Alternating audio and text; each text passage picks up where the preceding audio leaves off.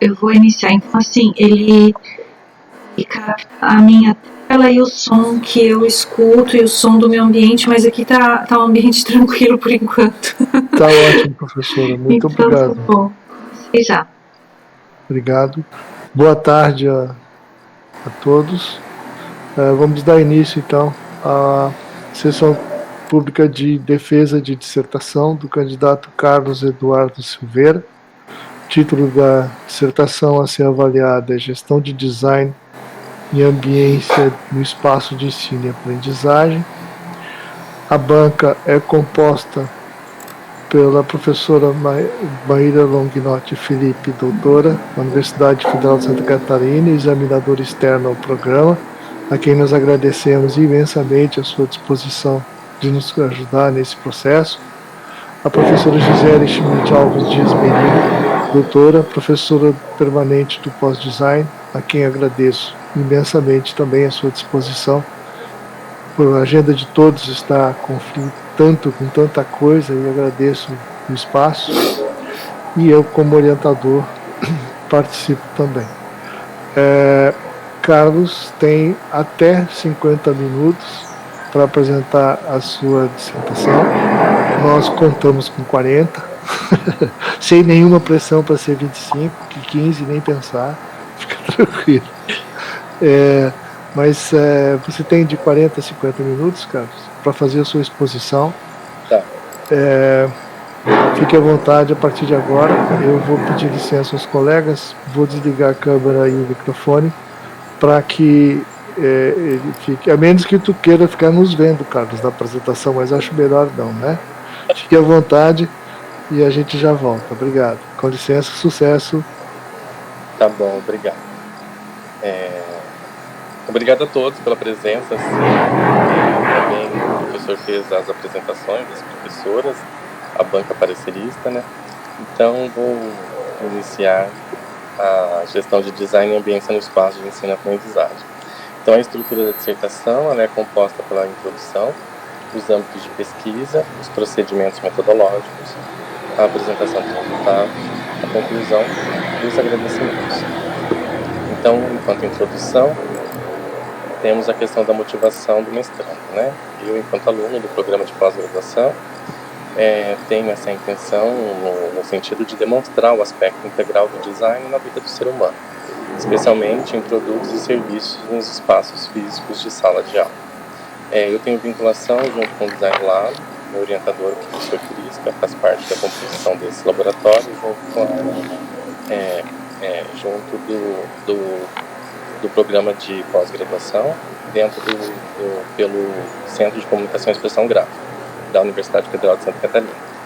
Então, na contextualização dessa pesquisa, desse trabalho, né, ele insere-se no contexto de ambiente de ensino e aprendizagem, na área específica de comunicação e expressão, estando inteiramente relacionado com a preocupação em compreender como a ambiência influencia no espaço físico em sala de aula escolar, e teve como abordagem considerações em 2 pontos, que é o bem-estar na aprendizagem e também a questão do espaço físico da sala de aula como ambiente educativo.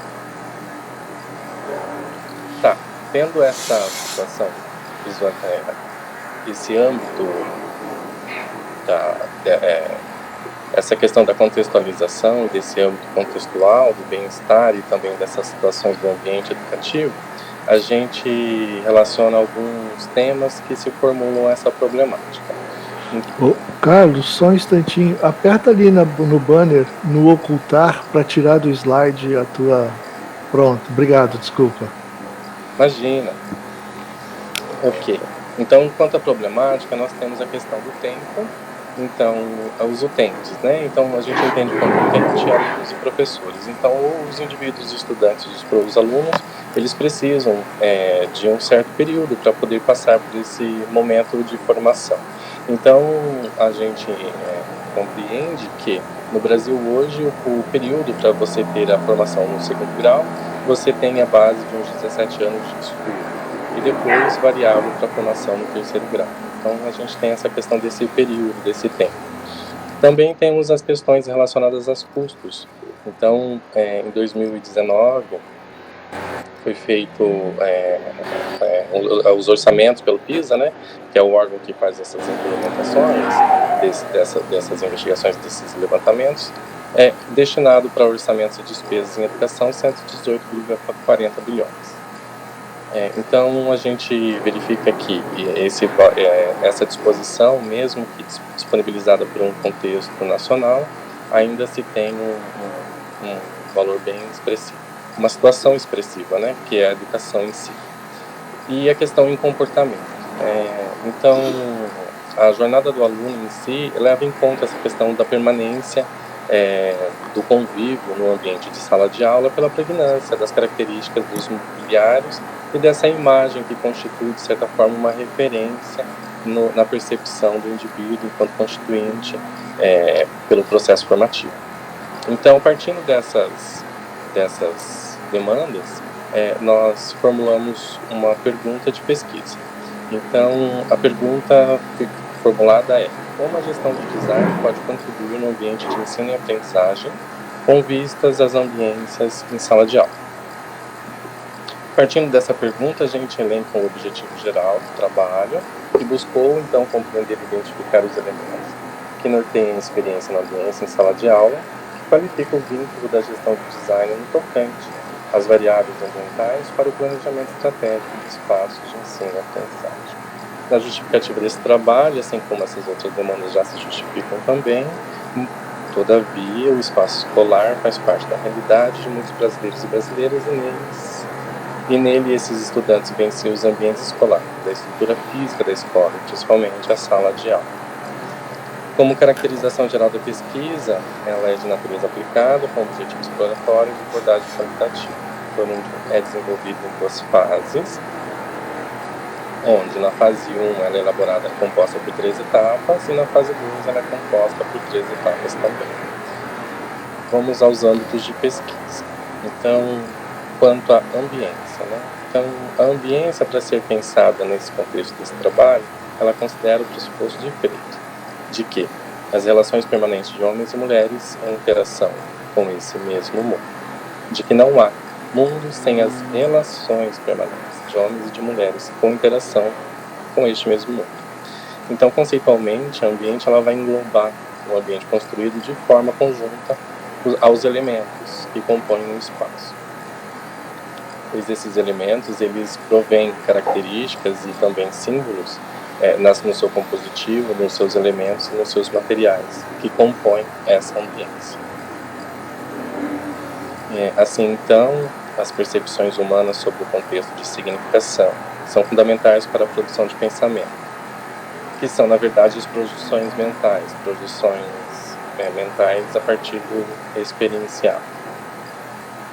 A partir do experienciado no qual nós, enquanto seres humanos, temos relações diretas com o ambiente, com o nosso entorno, e por onde nós concebemos e fazemos as leituras desses fenômenos de forma subjetiva, né? Assim podemos, então, interpretar e se integrar também nessa realidade percebida e constituída mais eticamente, a partir da leitura do espaço real, do mundo real, né? Do mundo vivido, assim.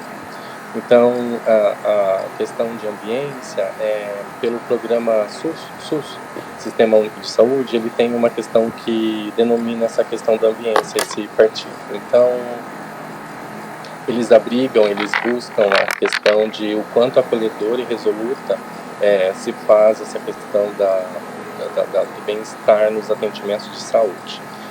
Então, eles propõem essa questão dos modelos de atenções e gestão, os processos de trabalho que a ambiência abriga, e também essas questões de redes, territórios, né, questão cultural, social, dos espaços físicos de atenção e gestão para essa produção de espaço, de saúde e de subjetividade.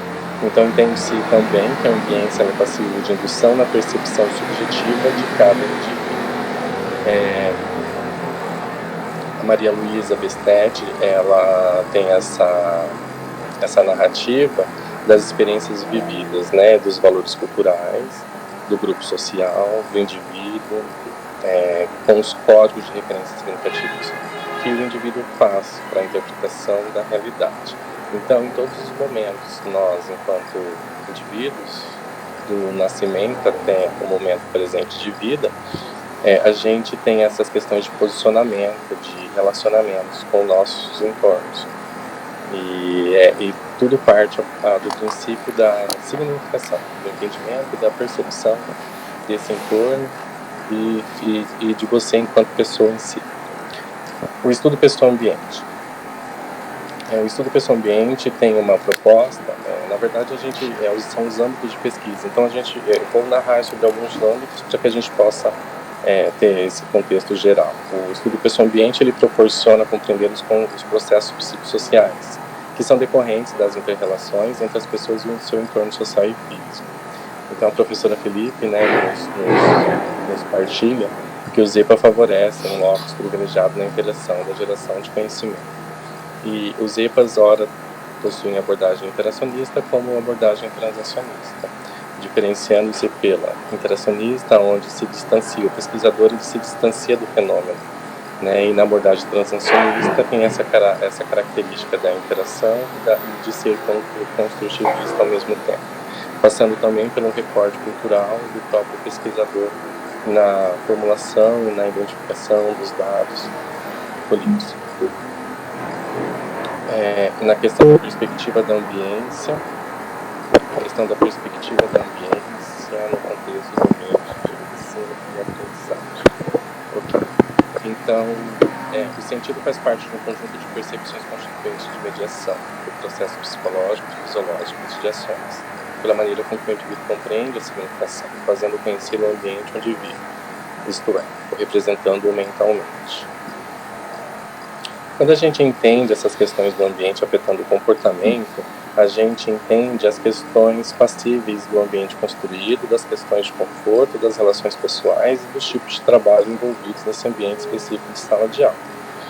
Então, o ambiente ele afeta o comportamento porque o indivíduo, enquanto usuário desse espaço, dessa ambiência, que é abrigado por elementos e características que proporcionam e condicionam situações e fatores ambientais passíveis de sentir, né, do sujeito sensível. Então, a questão da temperatura, a questão das cores, a questão do ambiente, do ritmo, da linha, do pé direito, tudo isso vem afetando o comportamento do indivíduo. E o comportamento também afeta o ambiente. O indivíduo, enquanto constituinte, parte integrante desse ambiente, ora ele é protagonista, ora coadjuvante, ele também compõe em si o cenário, a ambiência. Então, ele também propõe alterações no ambiente e afeta o ambiente, modificando-o também, através de condições de conforto, propondo a sua própria ambiência, fazendo essas intervenções de mudança.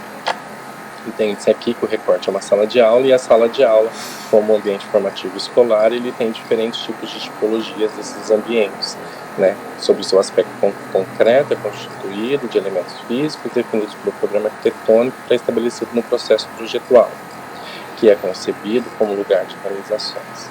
Então, a sala de aula ela tem esse conceito de ser um lugar de realizações. E para isso, então, a gente precisa considerar essas condicionantes ambientais. Também nessas condicionantes da ambiência que abriga e media, né, essa relação entre a pessoa e os objetos, que significam aos usuários interpretações, leitura ambiental de uso e função no mesmo tempo e espaço. Os aspectos materiais e dos objetivos e elementos, dos objetos e elementos, as suas características e morfologias representam estímulos que provêm do meio para a percepção do usuário indivíduo. Então, entende-se que os utentes, enquanto usuários dessa ambiência, nesse espaço escolar, eles, por seu corpo sensível, captam, sentem o estímulo proveniente do ambiente, mediado pela sua percepção, ou seja, a obtenção da informação, da leitura, desses aspectos característicos e compositivos da ambiência, passam por essa sensação perceptível e significam de forma intrínseca no seu pensamento, na sua forma imagética e mental de processar e significar as informações que resultam no seu comportamento, que o indivíduo vai expressar com o seu comportamento, no momento de experienciar a ambiência e os compostos desse ambiente. Então, entende-se aqui que quando se projetam recursos e elementos para a ambiência, pode-se projetar para as condições físicas e ambientais uma mensagem aos estímulos sensíveis e subjetivos dos sujeitos inseridos nesse espaço.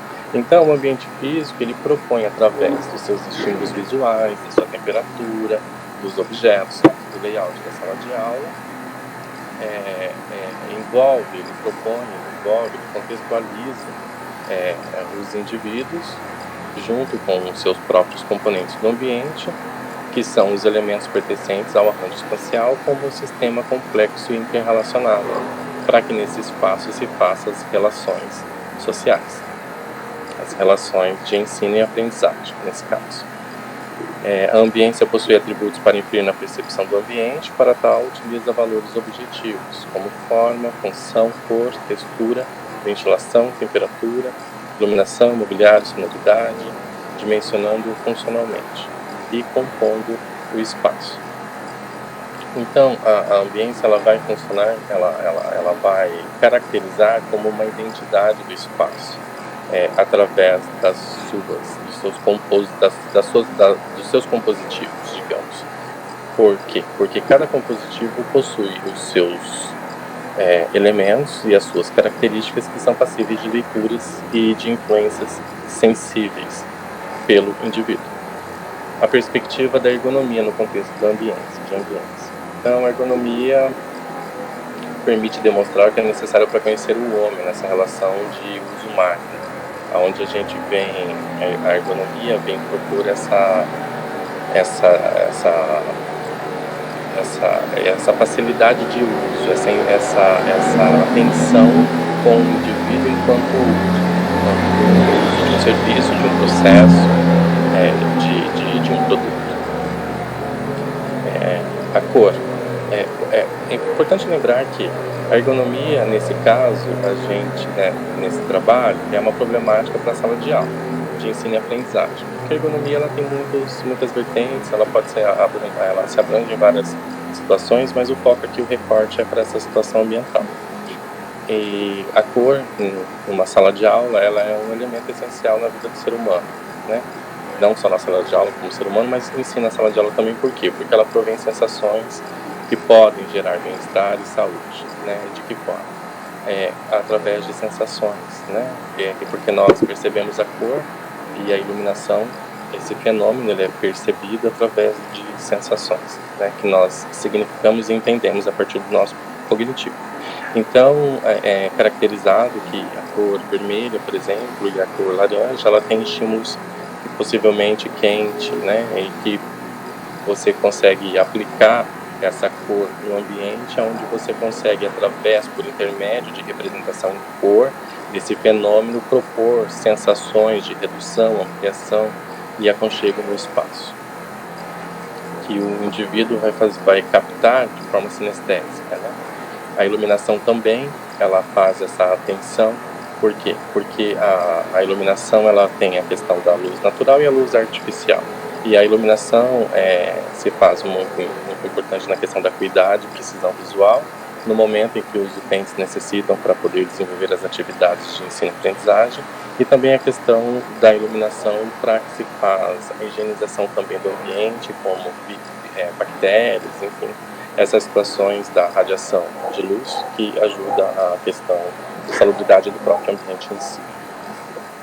Conforto térmico e acústico também é muito presente, porque no momento de cognição, no momento que você está desenvolvendo a ambiência, ela propõe esse bem-estar para que o indivíduo possa ter o melhor momento no seu desenvolvimento do conhecimento, digamos, né? E a ventilação, o conforto térmico e o acústico, ele condiciona o ensino e a aprendizagem em sala de aula, né?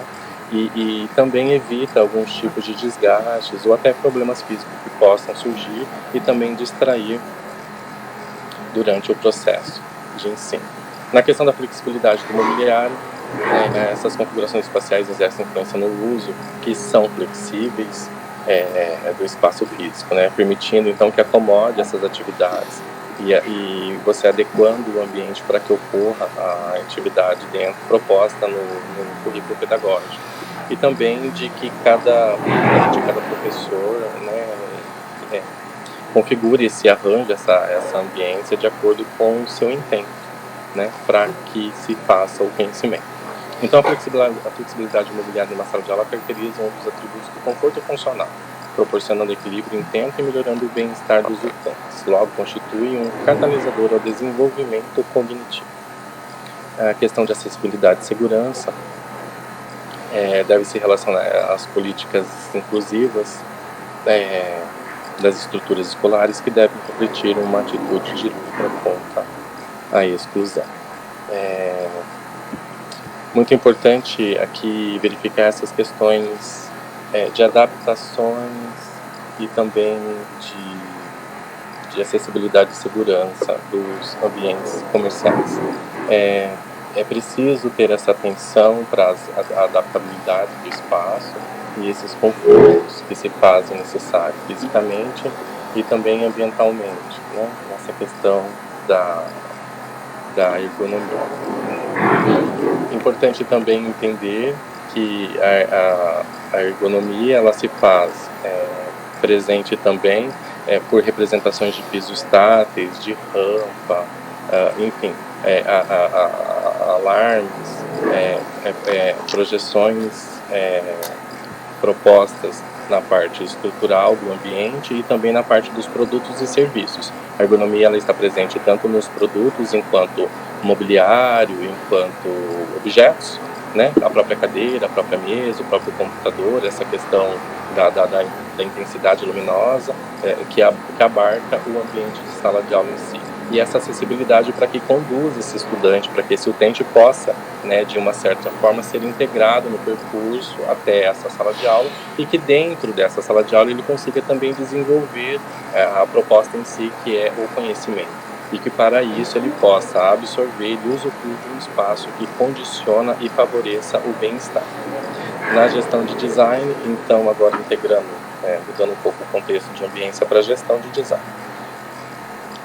Então, um recorte teórico que ela emerge a gestão de design. Então, assim, enquanto design, né, o design enquanto proposta, ele trata, ele vem propor uma linguagem nessa parte projetual, configurando soluções. A partir do momento que os seres humanos, por palavras e por relações, não conseguem se fazer ou entender de certas formas projetuais e construtivas, então o design propõe, de alguma forma, ali nos períodos da Revolução Industrial, essa linguagem, junto com a engenharia, com a arquitetura, nasce então essa linguagem projetual, com a proposta então de promover soluções, né?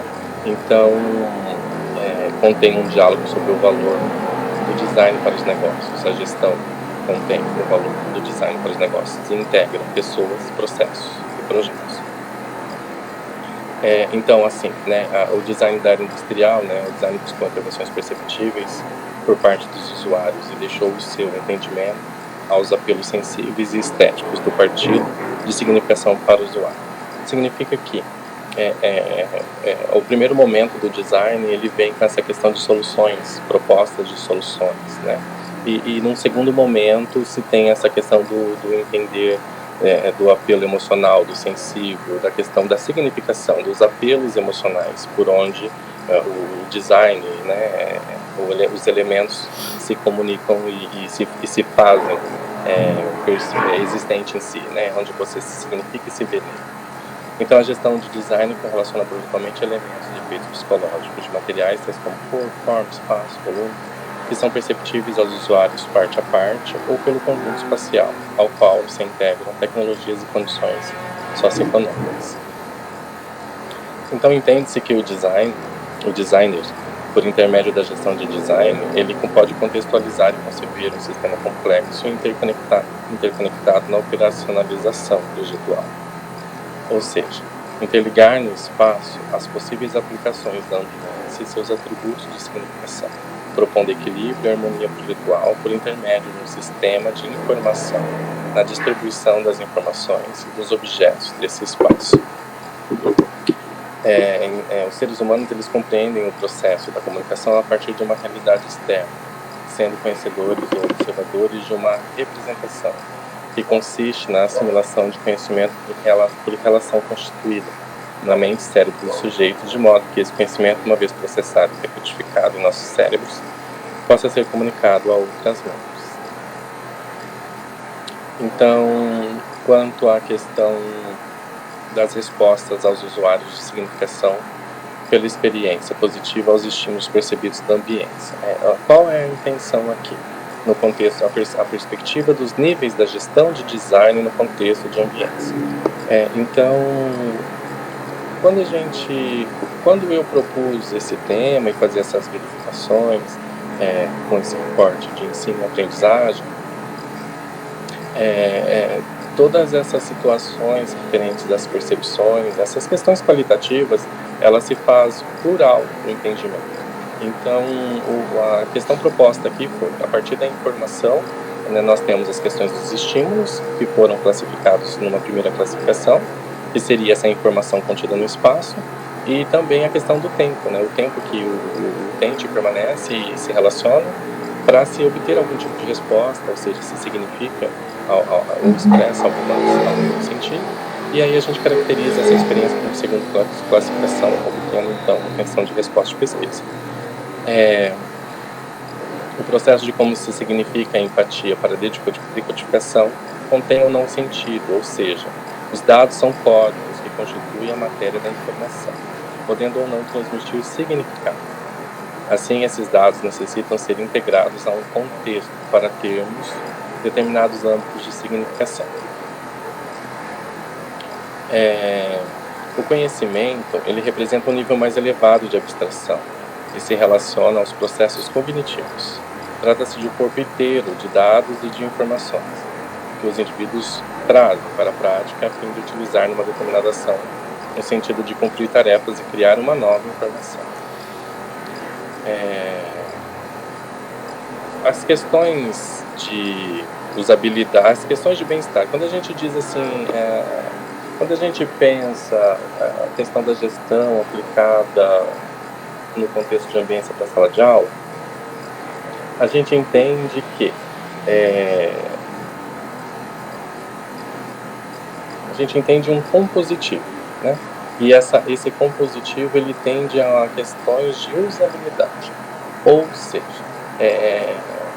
nós temos enquanto resultado pretendido e o resultado de uso. Então, o designer enquanto projetista de uma ambiência, ele tem um resultado de uso com intento esperado. A partir do intento projetual, ele tem um resultado de uso esperado. Ok. E esse resultado de uso, ele se faz dentre eficácia, eficiência e satisfação perante os objetos que compõem esse ambiente, que desenvolvem o uso, a tarefa, que compõem o ambiente com os equipamentos, tarefa e uso, no contexto em si de usabilidade desse ambiente, no contexto de usabilidade do próprio produto, porque quando a gente caracteriza a ambiência e o indivíduo com essa ambiência, você pode entender hora protagonista, hora coadjuvante. Então, enquanto protagonista, ele faz as ações, ele o percebe. Enquanto coadjuvante, ele é a parte integrante dessa situação e dessa ambiência. E a ambiência em si caracteriza a usabilidade média até que ponto um produto de informação, um sistema de informação, um serviço de informação ou uma informação se prestam ao uso, o que a ambiência propõe, né? Que é um conceito fundamental ao longo dos conceitos de utilidade, eficácia, confiabilidade. Então, essas questões, esses parâmetros, gostaria de destacar aqui a diferença entre a usabilidade dos objetos e a usabilidade da ambiência. Tendo em vista os conceitos dos atributos da usabilidade, pretende-se projetar uma sensação de bem-estar para experimentar a ambiência no espaço de sala de aula, considerando os aspectos relacionados à ciência da informação, para que a gestão de design possa integrar e utilizar a estratégia como uma ferramenta-chave para o contexto de ambiente de ensino e aprendizagem. Ok, então aqui a gente finaliza essa parte da gestão de design e a gente entra agora para essa questão do espaço físico de sala de aula. Então, quando a gente pensa no espaço físico de sala de aula, nós entende-se que o espaço físico de sala de aula ele tem uma longa evolução na história. E nos primeiros arranjos espaciais que foram compostos para se fazer o ensino em si, que antes até então era desenvolvido no seio familiar, e quando isso passou-se a intenção de se fazer necessidade fora do intuito familiar, ou então do intuito filosófico de outrora, se fez necessário esse espaço e a configuração em si desse espaço, né?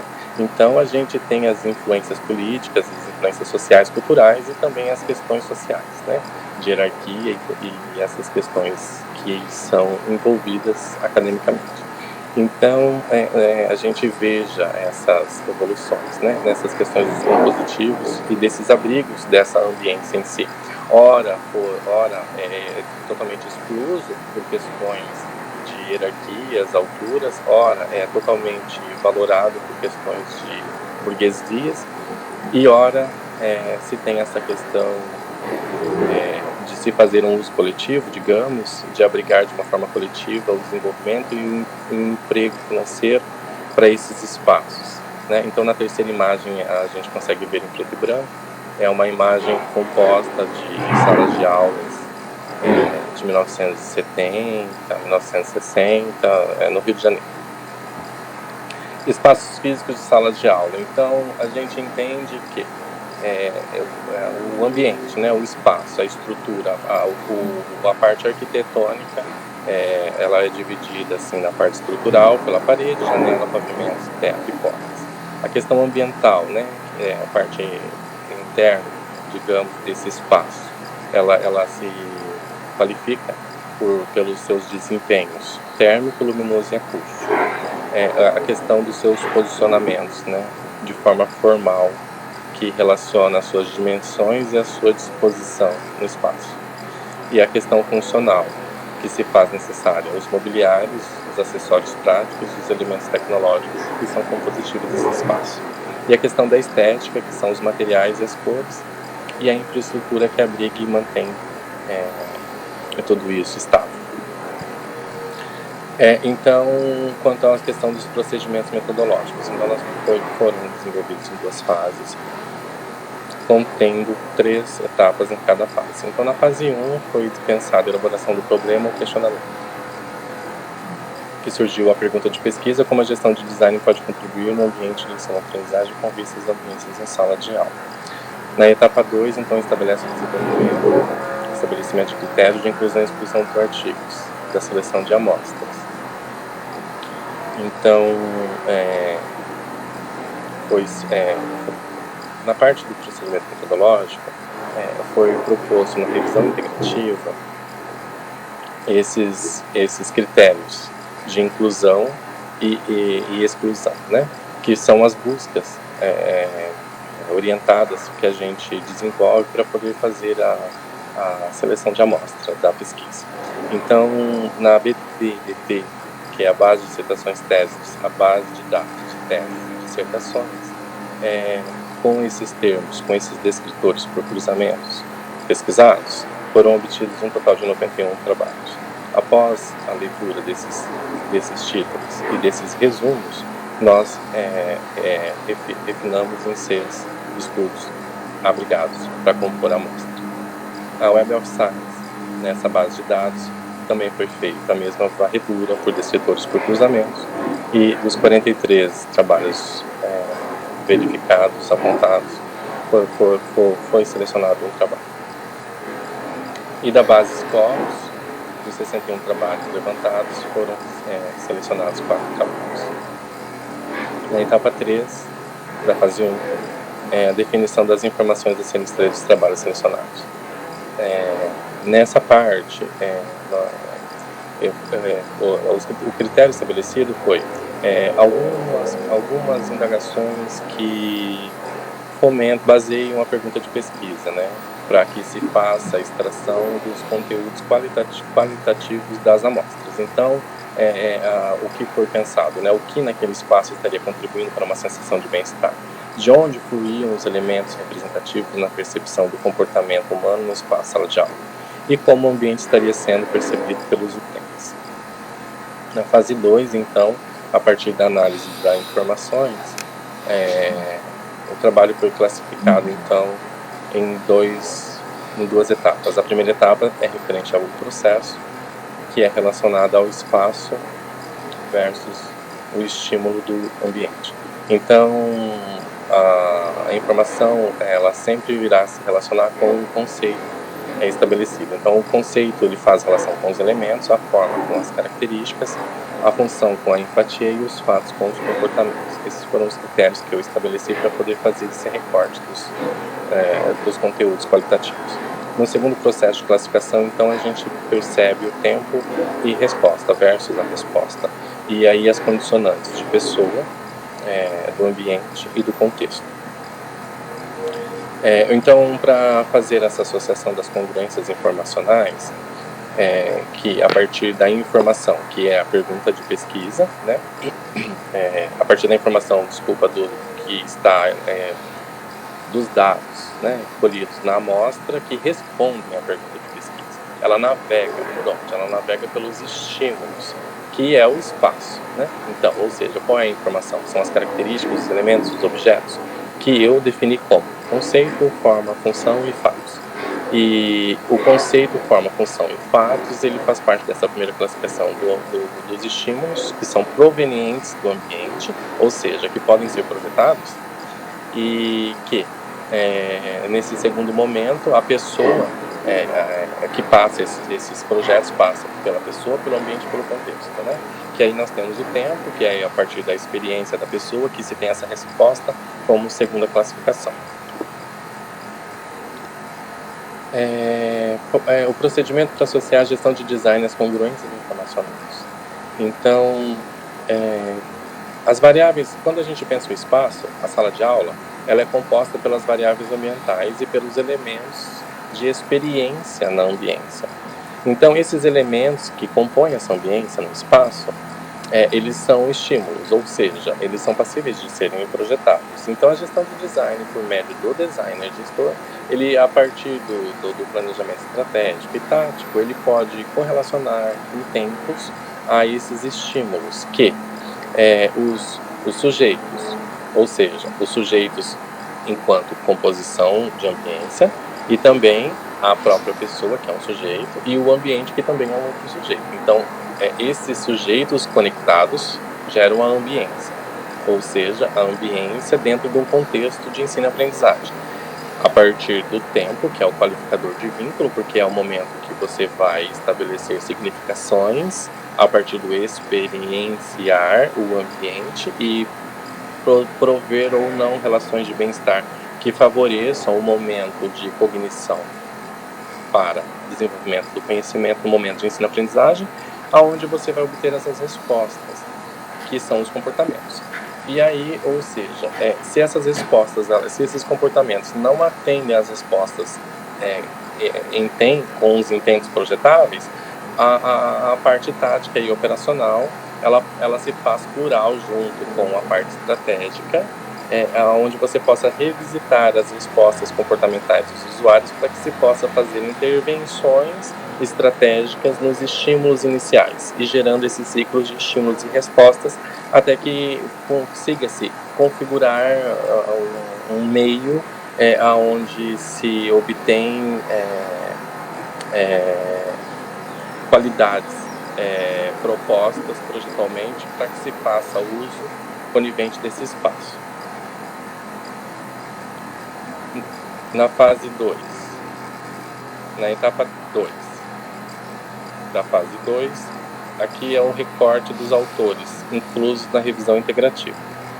Então, a partir dessa seleção dos conceitos, forma, função, foi definido os autores e seus trabalhos. Então, foram separados para a amostra 5 dissertações, uma tese e 6 artigos. Então, aqui está relacionado a questões dos trabalhos, e o X demonstra o quanto esse trabalho navega mais ou menos referente a conceito, forma, função e passos, que foram relacionados para poder fazer essa extração e esse entendimento qualitativo dos dados da amostra, que foram relacionados a elementos, características, empatias e comportamentos, nessas questões que fazem plural a significação.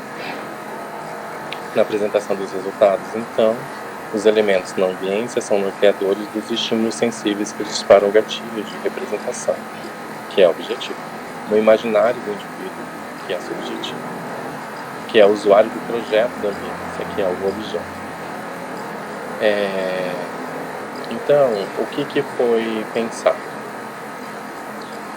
Nas questões de... Quando a gente verifica essas questões ambientais, comportamentais e perceptivas relacionadas ao espaço de ensino, aprendizagem e ambiente de sala de aula,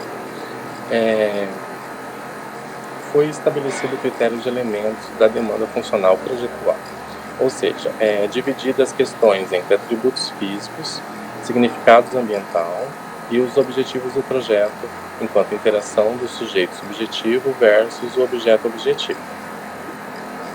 Partindo de quê? Partindo da informação do espaço e da experiência do tempo, como tratado nessa questão do estímulo e da resposta que corrobora a pergunta de pesquisa. E com essas relações dos vínculos, dos atributos dessa ambiência, a gente tem essa questão da relação associativa, aonde essa relação associativa ela vai navegar pelos elementos de características físicas, fixas, semifixas, e também nessas questões das dimensões cognitivas e afetivas, e também essas questões dos elementos de características não fixas. As condições de congruência pessoa-ambiente-pessoa levam à inclusão de valor no espaço livre, pelos elementos do espaço que estão constantemente transmitindo significados e mensagens pela cultura do indivíduo, como parte integral da constituição e ações humanas. Então, o intento é que, a partir dos atributos físicos, a solução de design propicia uma sensação de bem-estar ao usuário. Então, os elementos de características físicas, que são a dimensão e a forma, as aberturas ao exterior desse espaço, relaciona-se com os elementos de características semifixas, que são as cores, os confortos térmicos e acústicos, as flexibilidades do mobiliário, acessibilidade e segurança, e também essa questão das dimensões cognitiva e afetiva, que tem relação com a significação ambiental. Essas relações associativas, junto com os elementos de característica física, buscam o quê? A significação, que são os elementos previstos, indicados estrategicamente no projeto pelo design, para que na interação sujeito-subjetivo versus objeto-objetivo seja possível planejar a interferência de uso e significação pelo apelo ergonômico, estético e simbólico. A gestão de design poderá mediar estrategicamente o processo conceptivo pelo designer da ambiência para a sala de aula. Então, o quadro sinaliza aqui nos eixos que são passíveis de planejamento estratégico, também a parte tática e também a parte operacional, no qual a gestão do design se propõe colaborar de alguma forma. De que sentido? Aonde nós temos o produto enquanto experiência, o produto enquanto sujeito ambiência, a ambiência que abriga esse produto e que abriga esse sujeito, e a ambiência que se tem a experiência que se contém os elementos, Quem são os utentes, então? São os usuários, as pessoas, ou seja, os professores e os alunos que usam esse espaço e através do tempo o significam, que é a sala de aula, o ambiente, que é exatamente o contexto, o contexto de ensino e aprendizagem. Então, quais foram as congruências levantadas aqui nos atributos de significação relacionados com essas questões passíveis de intervenções projetuais? Então, as questões das variáveis ambientais, as questões dos elementos. Então, os elementos, eles podem ser alterados e modificados de acordo com a função e ação na ambiência. E dessa forma, estrategicamente, o design pode prever alterações. Então, o design busca comunicar alguma coisa a partir de uma intenção inicial. E nesse caso, o designer tem a tarefa de estruturar a colaboração do design em 3 níveis de trabalho, que é o estratégico, tático e operacional. Dessa forma, então, o alcance da gestão de design requer transmitir informações na relação de uso entre sujeito e objeto, através de conteúdos, serviços ou produtos. Então, a gente observa as informações e os elementos dos dados como características que são contidas e espalhadas na amostra. Então, de alguma forma, ela está ali. O conhecimento, ele não se faz conhecimento por existir trabalhos, ele se faz conhecimento a partir do momento que o indivíduo abriga com aquele conteúdo, né? E também o quanto você coloca ele de uma forma linear no seu entender.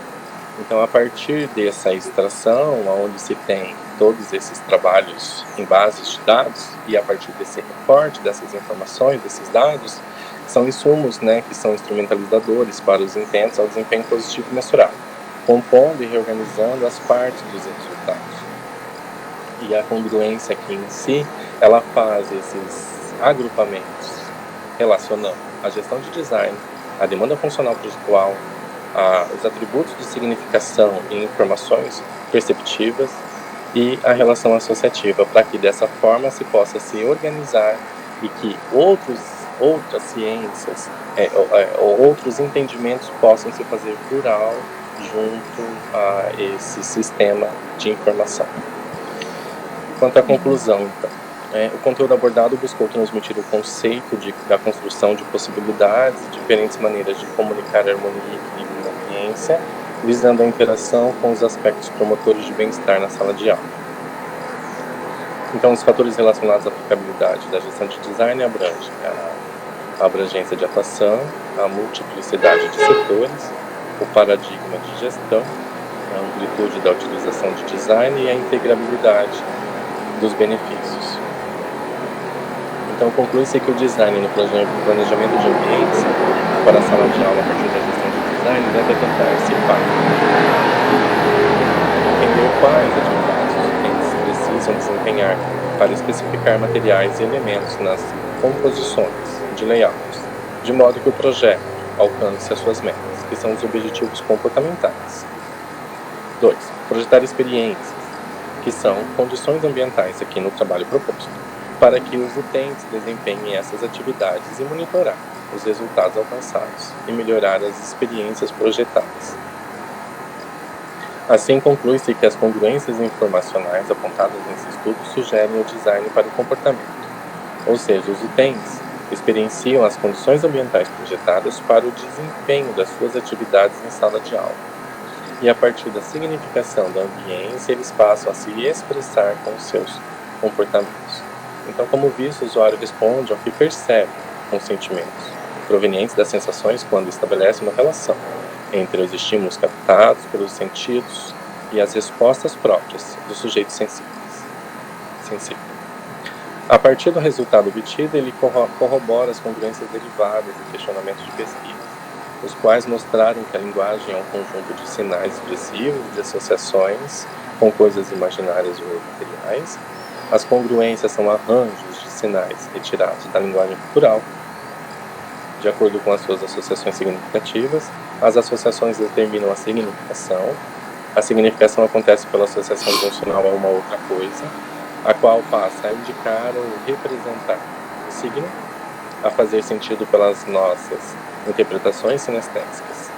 E codificações e códigos são as associações pré-estabelecidas por convenção, analogia ou hábito entre uma coisa e sua representação. E por fim, esse resultado sugere que os eixos alinhados entre a gestão de design e a experiência na demanda de conhecimento e informação, demonstrados como norteadores para um determinado conjunto de atividades, mostram que a interação pode afetar o modo como os utentes veem e sentem a sala de aula em que se encontram na ambiência e espaço de ensino e aprendizagem.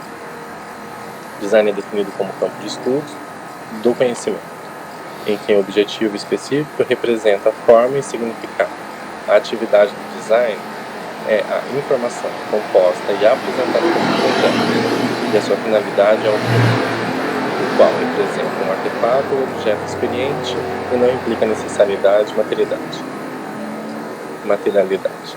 Com o auxílio das teorias que versaram sobre os princípios do design da informação do conhecimento, os processos abordados resultaram na apresentação de significados e em contribuições para disseminar melhor o conceito de informação de linguagem, mediados pela gestão de design e ambiência pensada para a sala de aula.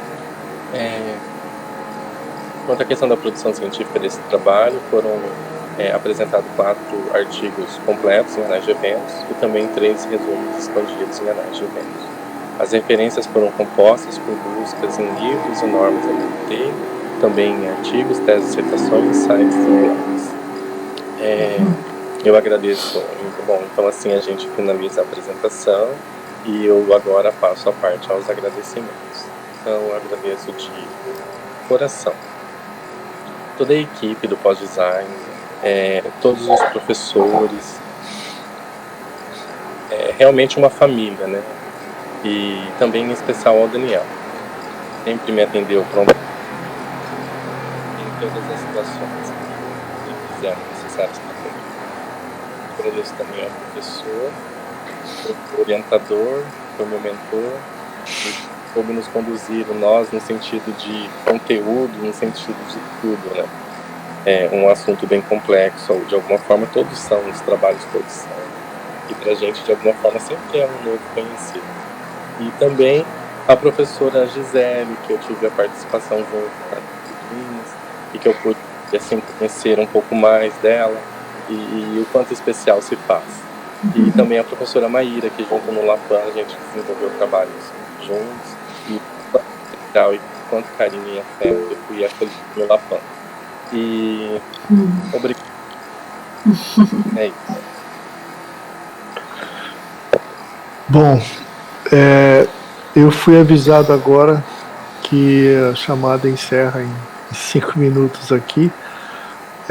Talvez a gente possa voltar para esse mesmo link aqui para começar as nossas observações, ou a gente, porque nesse o Carlos consegue interagir conosco, e aí a gente retomaria a discussão. Sim. Né? Então a gente sai e entra no mesmo link, é isso? Tá. Eu acho que sim, nesse mesmo aqui, ou então eu faço outro por lá, porque na verdade isso não tinha acontecido antes. Tá. Tudo bem. Pode ser. Não ouvi, Carlos? A gente sai, todos, e entra. E volta o mesmo link do Meet aqui.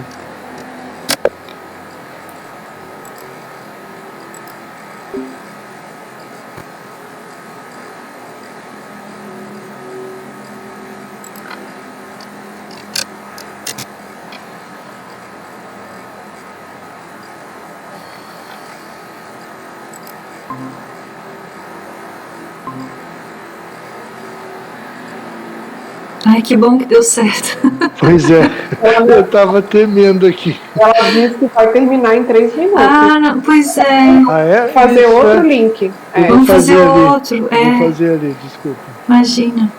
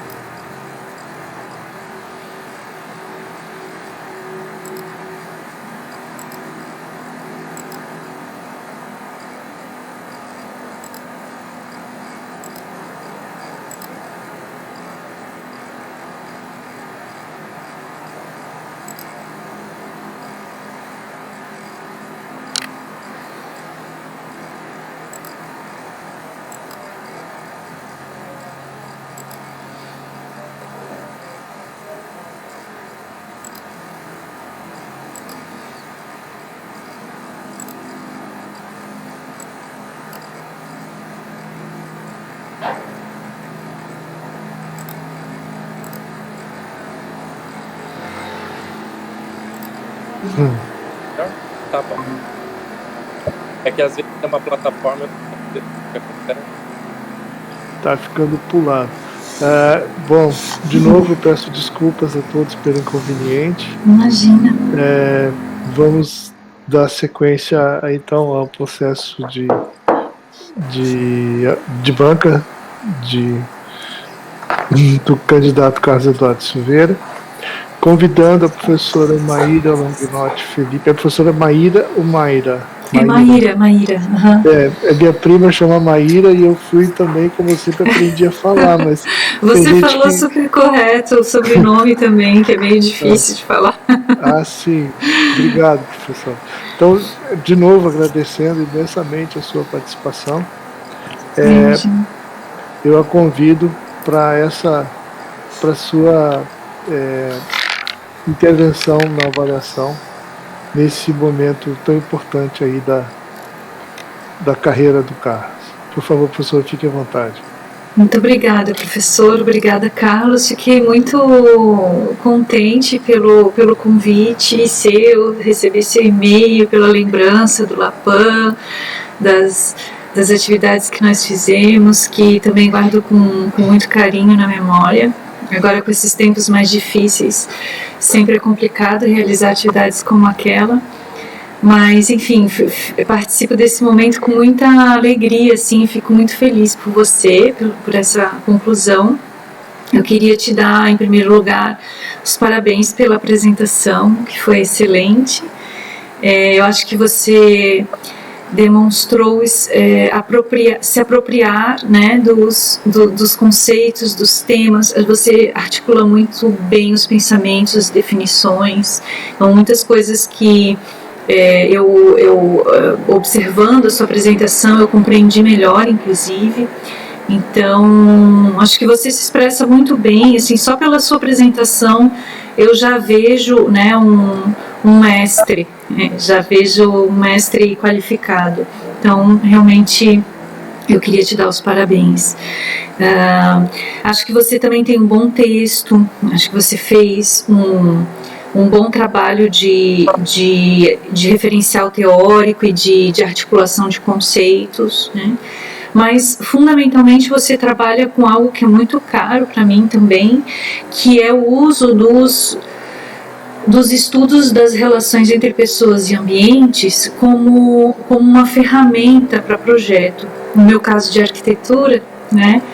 Aí no seu caso de design, que aí no ambiente da sala de aula se encontram e convergem plenamente, né?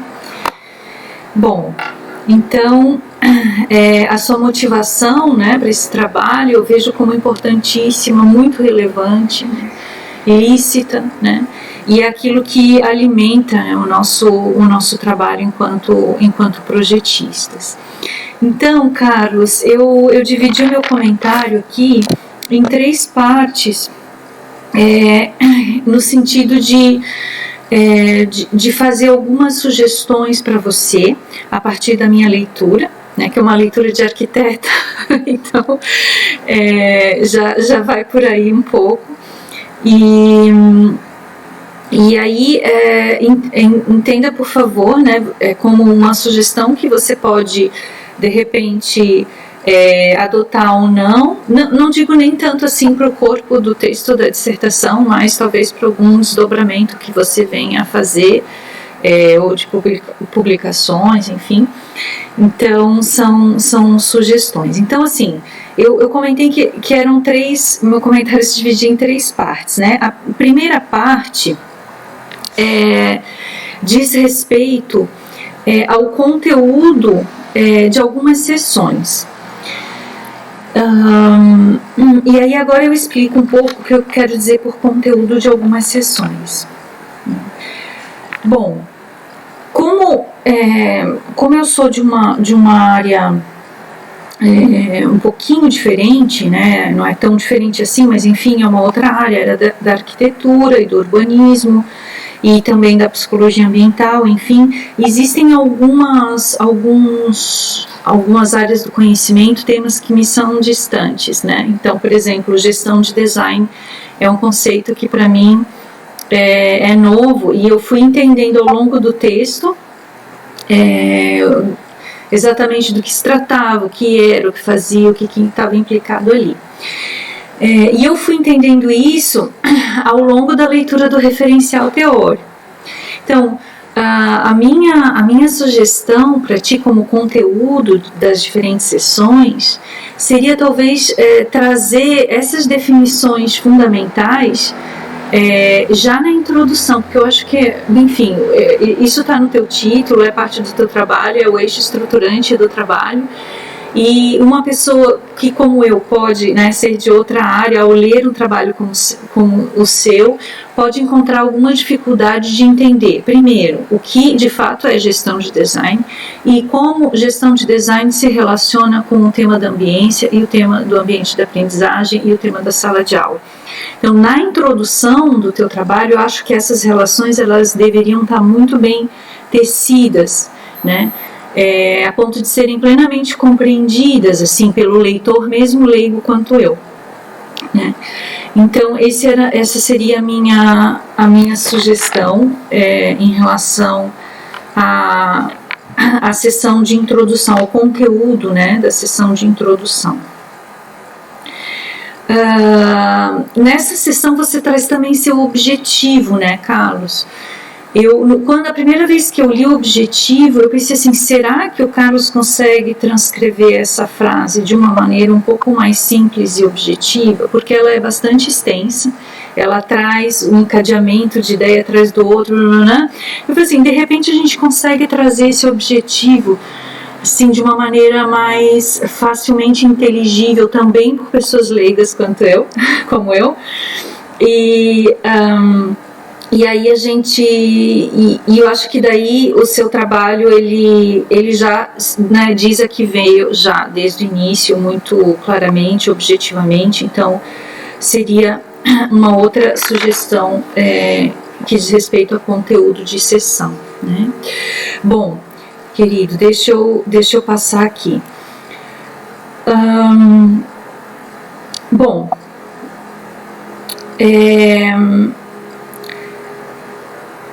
resultados e discussão. Acho que essa é uma sessão bem importante e a minha sugestão para você nessa sessão seria o seguinte: quando a gente começa a ler, você traz de novo, né, para o leitor muitos aspectos de referencial teórico e lá pelas tantas traz um pouco de aspectos de método também. E aí eu fiquei pensando, bom, essa é a sessão de resultados. Eu acho que o leitor tem a expectativa de conhecer de fato o resultado da tua pesquisa. Então, continuando no texto dessa sessão, eu vejo que você discute muito bem, ou seja, esse seu trabalho de discussão é muito bem feito. Mas a minha sugestão seria no sentido de você colocar em evidência, pelo menos no primeiro momento dessa sessão, os resultados. Eles deveriam ser, de fato, o protagonista dessa sessão. Então, assim, referencial teórico vai vir na discussão, né? Método, você já teve a oportunidade de falar sobre ele. Então, vamos dar a sessão de resultados o papel de comunicar de fato os resultados que você conseguiu extrair da sua revisão de literatura integrativa. Então, essa seria a minha sugestão para essa sessão, é sentir os resultados um pouco assim, coadjuvantes, né, e aí você já saía discutindo, daí eu ficava pensando assim, tá, mas e o dado em si, né? De onde é que ele parte para fazer essa discussão? Eu acho que talvez esse seja o principal ponto do meu comentário, sabe, Carlos? Porque eu acho que todos os demais, eles são comentários assim que ficariam num segundo plano. Esse em especial, acho que é o ponto que mais me chamou a atenção, assim, que eu pensei em sugerir para você nesse momento. Dá o destaque para o resultado e aí você chama o referencial teórico depois para fazer a sua discussão, como você fez muito bem. Eu também, né, nessa parte, eu atentaria um pouco para não trazer referenciais que não foram não foram trazidos lá na sessão inicial, sabe? Então tem um momento ou outro que eu senti que você trouxe algum autor, alguma informação nova que a gente foi conhecer só ali. A gente não conheceu antes lá do referencial teórico. E o referencial teórico, ele tem esse papel, né, de dar a base para a compreensão daqueles dados que você traz, os resultados que você traz. Então eu iria sugerir, bom, se esse referencial novo que surgiu nessa sessão de resultados de discussão é importante, então é importante para compreender os dados, então quem sabe ele não deva vir lá no início também, né? Porque se ele é importante para a compreensão dos dados, ele poderia ser trazido já lá no início. Já finalizando essa primeira parte do meu comentário, eu iria, a sua conclusão, eu iria sugerir a você, de repente já não fazer uso mais dos autores que você já citou, inclusive um que você não tinha citado antes, porque eu acho que esse momento da conclusão é um momento seu. É uma síntese sua, uma articulação sua que você faz. Eu acho que não seria o momento de você trazer os autores de novo. E em especial um que até anotei aqui, que é Kumar, 2012, que foi um autor que não foi citado antes, em nenhum outro momento. Ou seja, assim, ele é um autor novo que apareceu nas considerações finais e que ele em nenhum outro momento do texto apareceu. Então, assim, acho que o lugar dele não era ali. Talvez o lugar dele fosse lá no referencial teórico. Talvez ali também você pudesse nos dar alguma impressão sua, uma percepção sua sobre como foi o teu processo de pesquisa, algum comentário talvez sobre a metodologia utilizada, se você percebeu alguma dificuldade ou limitação que pudesse orientar outros pesquisadores a seguir na mesma direção ou não, em relação ao trabalho que você fez, né? Talvez fosse o caso. Bom, indo para a segunda parte do meu comentário, agora não tem mais a ver com o conteúdo típico, né, daquilo que a gente esperaria ver em cada sessão, mas tem a ver com o uso de termos. E acho que um pouco eu já comentei no início, né, com a questão da definição de gestão de design, etc. Eu iria sugerir para você de repente, para você tentar fazer ser consistente no uso de alguns termos. E eu vou tentar dar algum exemplo assim, disso que eu estou falando. Você fala em vários momentos do seu texto em psicologia ambiental, né? Só que quando você traz a psicologia ambiental no referencial teórico, você traz ela como estudos pessoa-ambiente. Você tem razão, é a mesma coisa. mas de repente para alguém que não é da área pode soar como coisas diferentes, né? Como, né? Por exemplo, eu não sou da área de gestão e design, então tem coisas ali que se você falar a mesma coisa com outro nome, eu vou achar que são coisas diferentes quando na verdade é o mesmo nome.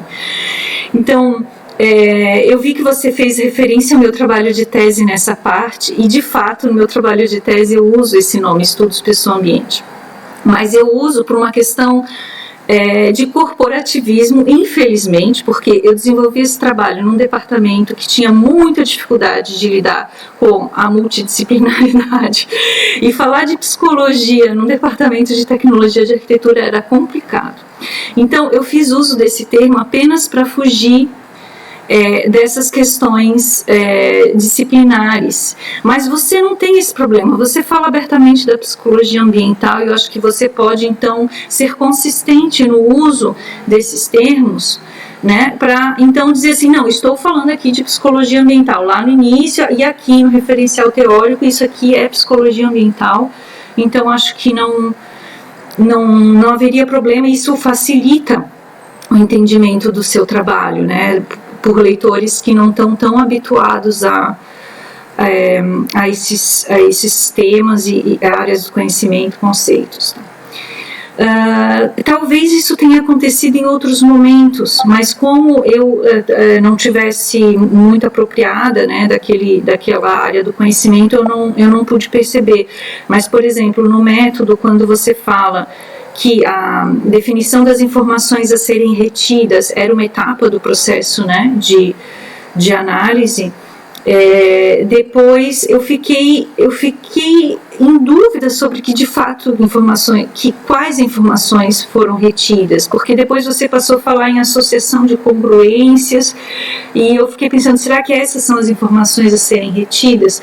Daí me passou pela cabeça, de repente o Carlos está usando uma forma diferente de se referir a essas informações, e eu não estou conseguindo associar de fato quais são essas informações que estão sendo retidas. Então, por isso que a minha sugestão para ti seria assim, tentar observar, né, tentar ser consistente no uso de certas terminologias para facilitar a leitura, né, para facilitar a compreensão dessa linha de raciocínio que você faz no seu trabalho.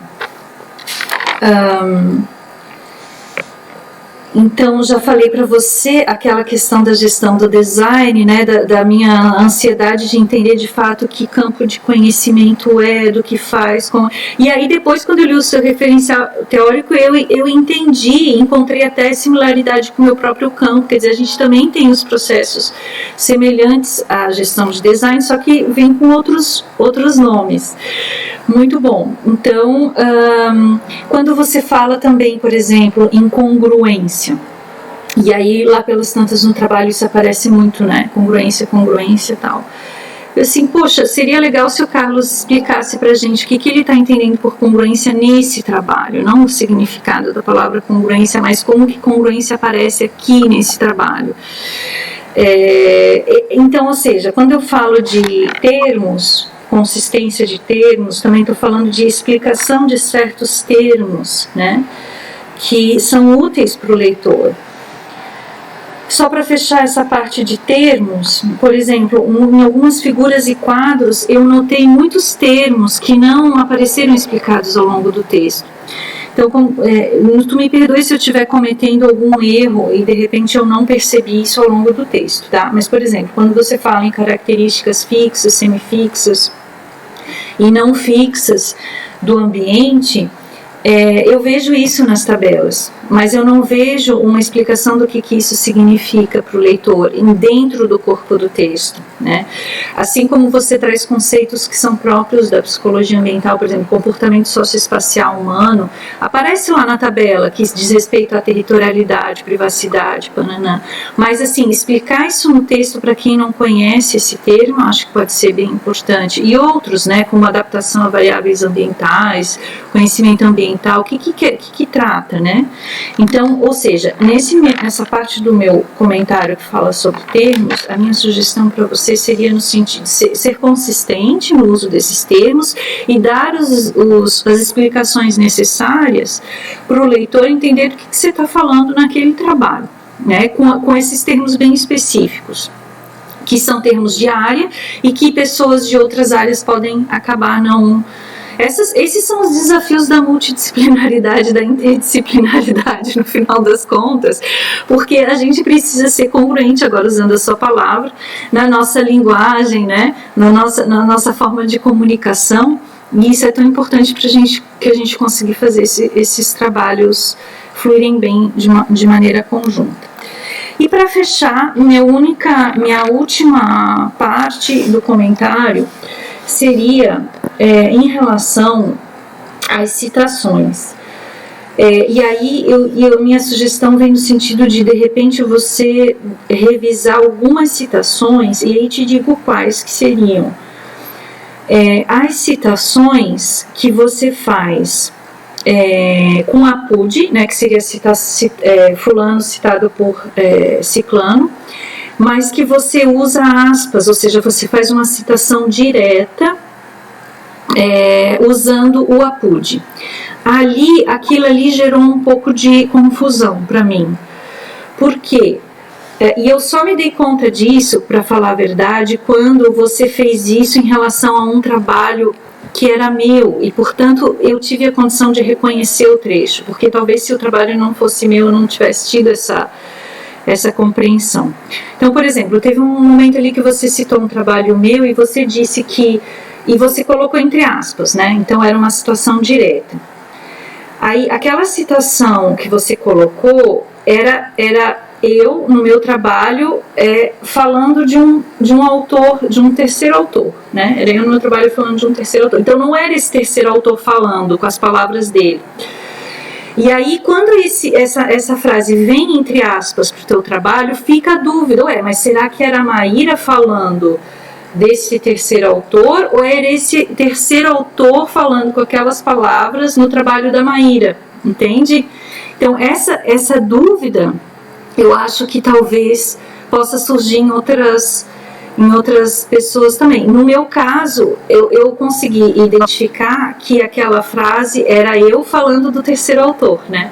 Desse terceiro autor. Então não eram as palavras do terceiro autor. Inclusive o outro autor poderia até ficar chateado comigo se eu dei uma interpretação errada para a fala dele.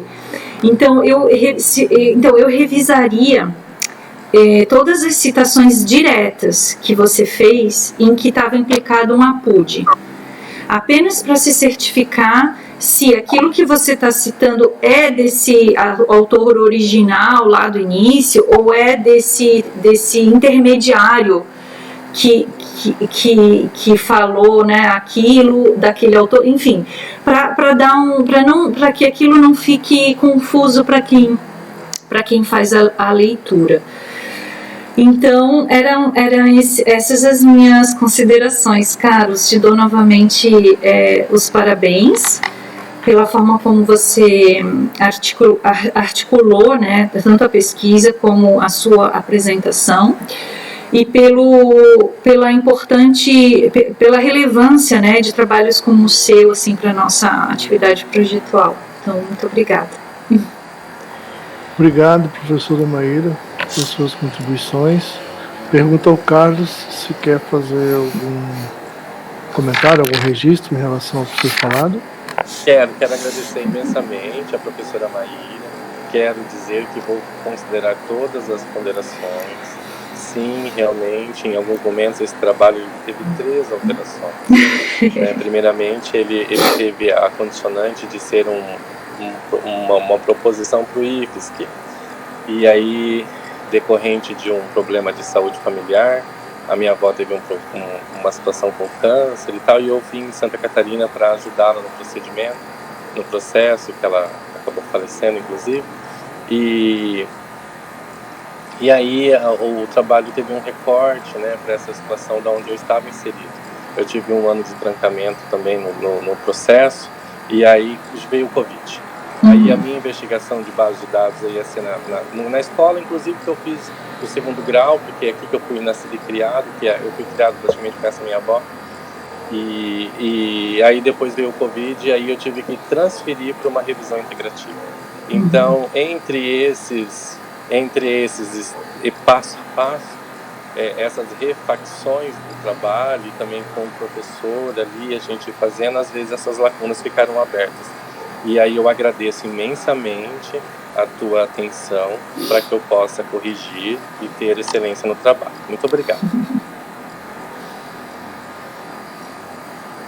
Obrigado, Carlos. Professora Maíra, de novo agradeço imensamente a sua participação. Depois eu vou me reservar para falar rapidamente, mas convido a professora Gisele, então, para os seus comentários e registro, de novo, agradecendo muito o teu tempo e a disponibilidade de participar desse momento. Obrigado. Obrigada, Trisca. Obrigada, Carlos, sempre pelo carinho e a confiança, né, também, de contar com a minha leitura, né? Acho que é sempre uma troca. Então, assim, eu vou procurar também ser breve, tá, Carlos? Acho que a professora também, Maíra, foi um prazer. Foi a primeira vez que eu estou numa banca, e muito prazer, assim, muito feliz de estar podendo conhecer novos colegas, né? E que a gente possa sempre estar estabelecendo novas pontes de trabalho. Então, concordo com muitos aspectos que a professora colocou, tá, Carlos? E eu vejo assim, ó, diante de todo o contexto, eu sempre gosto de olhar muito, você sabe que sendo uma professora que trabalha com design centrado no humano, eu não tenho como não ter, né, nos meus fundamentos, na minha vida, no meu trabalho, na minha forma de atuar, em não pensar no contexto e não me colocar no lugar e saber o que a gente está vivendo. Acho que esse é um processo que, diante até da pandemia, nós orientadores, a gente tem visto isso, né? Cada orientando, enfim, com o seu contexto, com suas, né, atribulações, e a gente entende perfeitamente. E eu não acho que, mesmo tendo conhecimento agora que você falou, né, da tua condição, que tenha, né, prejudicado o teu trabalho. Muito pelo contrário, até porque as revisões também são excelentes trabalhos e são fontes de informação importantíssimas, né? O que a gente faz com ela é outra coisa. Mas, assim, né, teu trabalho teve uma busca, tem muito material, inclusive eu diria assim, Carlos, daria para a gente fazer um supra-sumo desse teu trabalho, porque tem muita coisa até que eu confesso para você, não precisaria estar, tá? Mas eu acho que agora é um momento realmente de você fazer esses ajustes, esse alinhamento com tranquilidade, com o teu orientador, tá? Para que ele fique uma versão bem bacana para você poder depositá-la na biblioteca, tá? Então eu vejo assim, ó, de alinhamentos gerais, eu vejo que realmente as questões dos APUDs é algo que você tem que ver o trabalho inteiro. Eu sou totalmente contra APUD, tá? Eu acho que o APUD é naquela fase assim, um documento de 1940 que você não achou, aí usa o APUD. Mas dentro das possibilidades, né, e da condição, claro, um ou outro que for necessário, ok, mas eu vejo ali que você usa até isso como um recurso bastante frequente no documento, e acho que você pode rever agora, tá? Então eu sou bem, vou bem ao encontro também do que a professora colocou, tá? Então agora você vai ter tempo para fazer esses ajustes e vejo direitinho, né? Bom, veja, você falou de ambiência, né? Essa ambiência que se traduz nesse espaço construído, nesse arranjo especial, espacial, falou da experiência humana, quer dizer, estamos falando de contexto, né? Onde estamos inseridos dentro de um contexto sala de aula, né? Você fez o teu recorte. E claro, tratando da ergonomia puramente, né? Hoje de manhã eu estive na banca de uma orientanda minha, em que justamente discutíamos isso, né? Essa ergonomia que ganhou outros nomes ao longo do tempo, né? Quando eu falo do design inclusivo, eu estou falando de ergonomia. Quando eu estou falando de universal, eu estou falando de ergonomia. Se eu estou falando de design centrado no humano, é ergonomia. É ergonomia, que é essa preocupação com esse ser humano, né? Com o entorno que está aí. E como que esse entorno tem que se adaptar a nós, e não ao contrário, né? Então eu vejo que a gente lida, quando você traz a tua pergunta de pesquisa, como que essa gestão pode contribuir no ambiente do ensino e aprendizagem? Muito, né? Pode contribuir muito, articulando, né, os atores, né? Lembrando aí do nosso conceito, do conceito de gestão de design, que eu até vou te sugerir um conceito para trazer para a introdução. Eu acho que a Mayra perguntou para você conectar, né, a tua contextualização, problemática, e se amarra com a gestão. Porque a gestão, o que é a gestão de design? Design é projeto, design é resolução de problemas. Ok. E o que é essa gestão de design? A gestão de design é um gerenciamento bem-sucedido de pessoas, projetos, processos e procedimentos. Quer dizer, o gestor é o cara que articula tudo isso dentro de um grande projeto. Então, se eu estou falando de sala de aula, eu considero que o meu produto, como você bem colocou ali, é a própria, o pensar no ambiente, na ambiência, né? Esse bloco ser humano é o bloco dos docentes e discentes, né? Então eu tenho que me preocupar com todos os envolvidos. E o contexto, eu tenho exatamente o contexto sala de aula, que vem todos os elementos que você trouxe, né? Questões acústicas, questões de temperatura, questões, enfim, cores, tudo isso, esses elementos, né? Estão ali dentro, o próprio layout, o próprio mobiliário, tudo está dentro de contexto de sala de aula.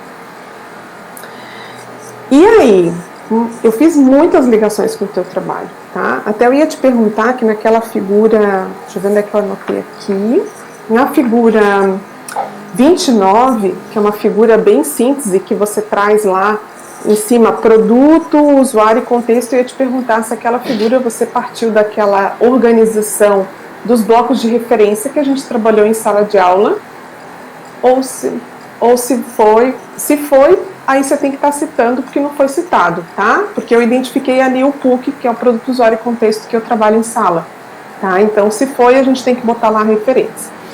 Mas é exatamente isso, se eu tenho um problema, eu consigo destrinchar nesses 3 grandes blocos de referência que a gente falava lá em gestão e em design centrado no usuário, né? Então, eu tenho um problema, que é o ambiente de sala de aula. Então, eu penso, qual é o produto desse problema que eu tenho que resolver? É o projeto, né, do ambiente. Quem são os envolvidos, como a prof falou, né? São os professores, os alunos, beleza. Quando eu falo do ser humano, eu falo das 3 capacidades, sensorial, cognitiva e motora, tá? E quando eu falo do contexto, o último bloco, eu falo desses elementos todos que você encontrou aí, né? Cores, texturas, iluminação, temperatura, tudo isso está dentro do ambiente. Então, às vezes, a boa utilização desses elementos, ele impacta diretamente no usuário, como você falou, né? Então, assim, uma boa iluminação, ele pode favorecer, ou eu posso ser muito, muito inclusiva, porque eu vou estar favorecendo pessoas, às vezes, que têm um pouco baixa visão, né? A iluminação adequada favorece a isso. Um ambiente que seja acessível, ele vai favorecer a questão motora. Então, pessoas que tenham pouca habilidade, né, restrições e tal, vão conseguir circular. Então, o que eu estou querendo fechar com tudo isso contigo, Carlos? Se eu adoto uma abordagem centrada no humano, tá, para fazer um projeto, e isso você fala em alguns momentos da gestão do design ali, é uma abordagem humana, se eu adoto uma postura assim para fazer qualquer tipo de trabalho, eu vou estar sendo inclusivo, eu vou estar tomando cuidado com as pessoas que visitam esse ambiente, eu vou cuidar com a dinâmica das disciplinas, tem muita coisa que envolve pensar no ambiente de sala de aula, concorda? Porque eu vou ter objetivos diferentes, né? Eu vou ter disciplinas, por exemplo, no design, lá na UDESC, onde eu dou aula na graduação, eu tenho disciplinas que são de oficina. Então, a sala de aula, né, o layout dela e o que tem dentro dela é preparada para atender disciplinas com aquela característica, né? Diferente de salas que eu entro onde eu tenho carteiras arrumadinhas, enfileiradas, e onde eu, quando dou aula de ergonomia, por exemplo, a primeira coisa que eu chego é desconstruir aquele formato, um sentado do lado do outro, né? Porque na minha cabeça isso já não cabe mais, mas tudo bem. Tá? Então nós temos demandas diferentes, tá? Então, essa gestão, como eu já falei no início, seria esse gerenciamento bem sucedido de todos esses elementos, tá?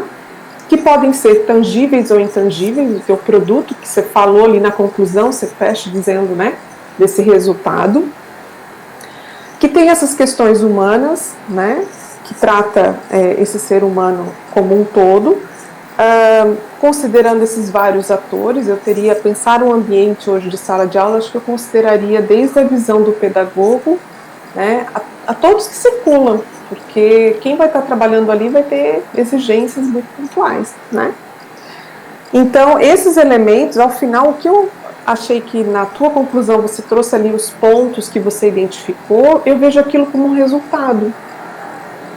Eu achei que ele ficou mais claro para mim, na tua conclusão, esses itens que você trouxe ao final, do que propriamente as conexões que você fez lá em cima, entendeu? Então, eu vejo que é mais um processo mesmo de alinhamento. Tá? Eu vejo que o ser humano, além dessas capacidades, né, que a gente sempre fala em sala de aula, que a ergonomia considera, enfim, tudo isso, que é sensorial, cognitivo e motor, eu tenho ainda duas dimensões que a gente sempre trabalha, que é a dimensão temporal e a dimensão social. E você traz muito bem isso, citado, sabe aonde? Quando você fala ali no tópico de ambiência, onde você diz o seguinte, que deve existir um equilíbrio entre os valores sociais, culturais e ambientais. Então, ou seja, para ter... Carlos, eu vou botar lá no WhatsApp, botei por e-mail para ele e deve estar esperando no WhatsApp.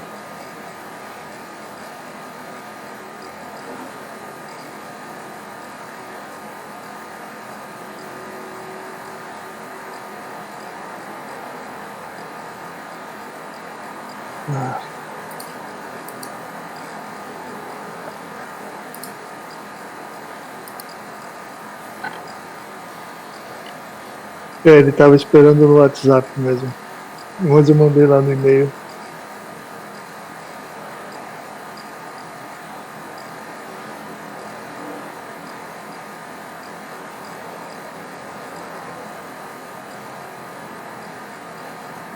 Ué, deixa eu ver.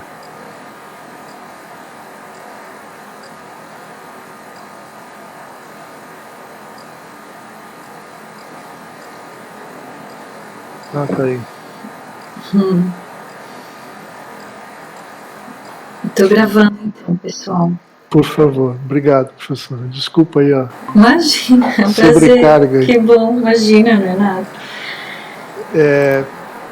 Carlos, então, agora, depois que a banca se reuniu, a banca deliberou, a partir da tua apresentação e do texto que tu submeteste para avaliação. Então, a banca instituída pela portaria 2 de 20 de ProAPG, fez avaliação em ambiente não presencial, e essa banca é composta pela professora Maíra Longinotti Felipe, professora Gisele Schmidt Alves Dias Merino, e por mim como seu orientador.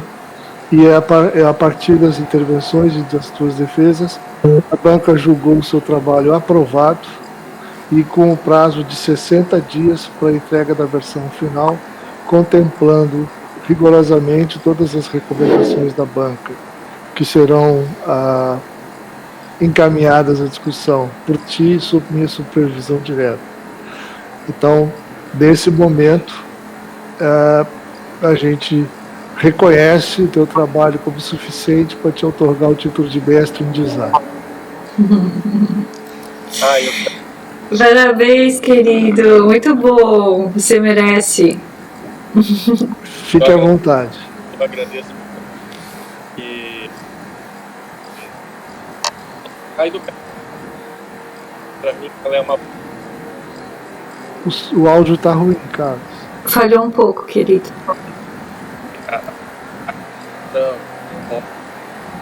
Solar, ele...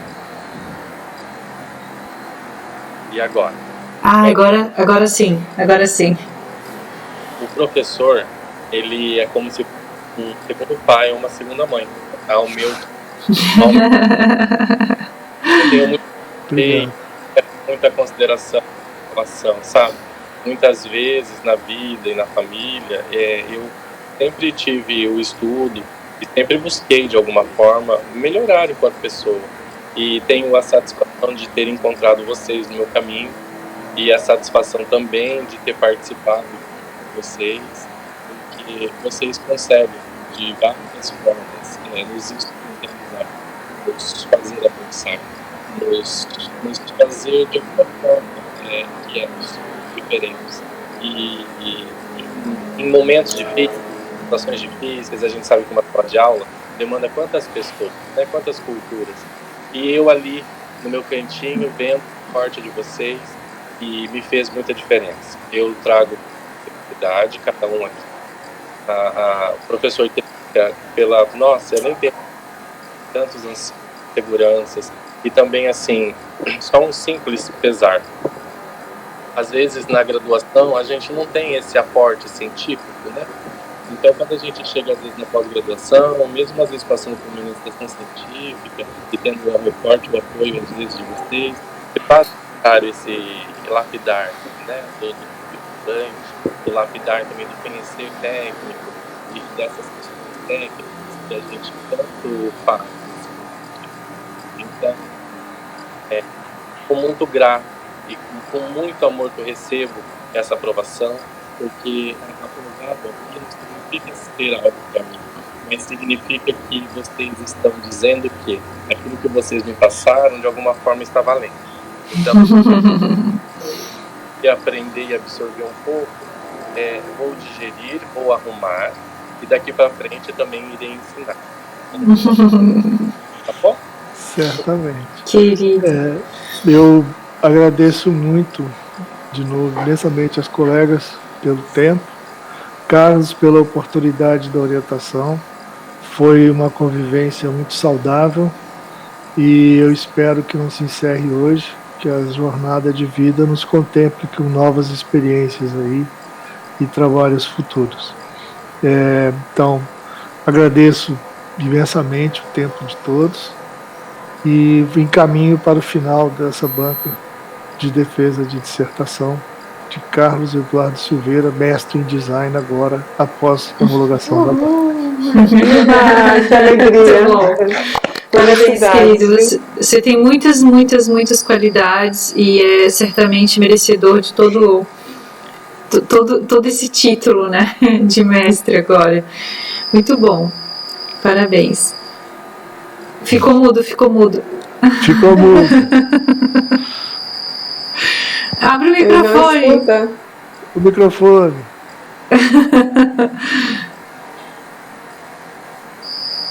Tu tirou o microfone aqui, ó.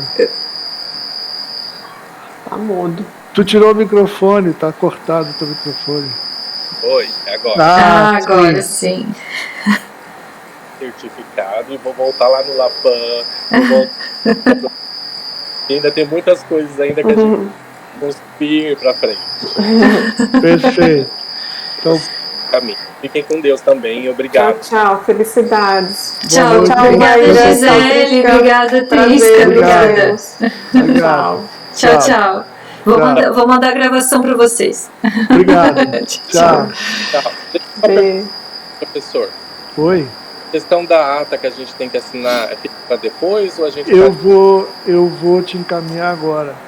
Tá bom? Tá bom. Te encaminho agora para você assinar, depois você me devolve.